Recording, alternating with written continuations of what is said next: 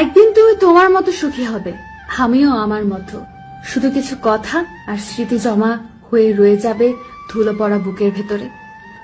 হয়তো কোনোদিন শরীর পরিষ্কার করতে গিয়ে দেখব বুকের বাঁ পাশে ঠিক কিছুটা নিচে একটা হৃৎপিণ্ড আছে, কিছু পুরনো স্মৃতি জমা আছে।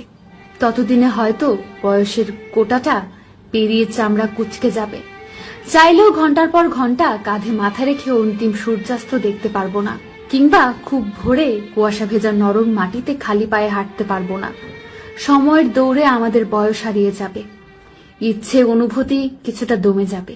নতুন করে আর কোনো অনুভূতি তৈরি হবে না, যা হবে তা কেবলই সহানুভূতি। বেশিরভাগ রিলেশন হয়ে যাওয়ার পর যে সমস্যাটা হয় তা হলো মিসআন্ডারস্ট্যান্ডিং এর জন্য। অথচ উভয়ই একে অপরের মাঝে এমন কিছু আশা করে থাকে যা কেউই কাউকে সঠিক সময় দিতে পারে না।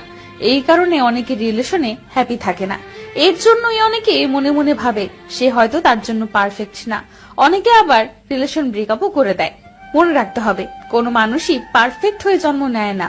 একটা মানুষকে পারফেক্ট হতে হলে কারোর সহযোগিতা লাগে, দিক নির্দেশনা দিতে হয়।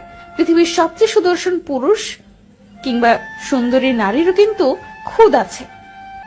আমাদের পুরনো অভ্যাস আর নতুন করে জাগবে না, শুধুই স্মৃতিগুলো জেগে উঠবে মাঝে মাঝে। তুমি আমি একই আকাশের নিচে দাঁড়িয়ে আছি, একই আকাশ দেখব, অথচ কেউ কাউকে দেখব না। এই নির্মম সত্যটা মেনে নিয়ে দুজন দুজনার মতো সুখী হব। একই চাঁদের আলোতে দুজনেই জ্যোৎস্না মাখবো, অথচ কেউ কাউকে ছুতে পারবো না। এই বিষাদময় সত্যটা একদিন আর আমাদের ভালো থাকতে দিবে না।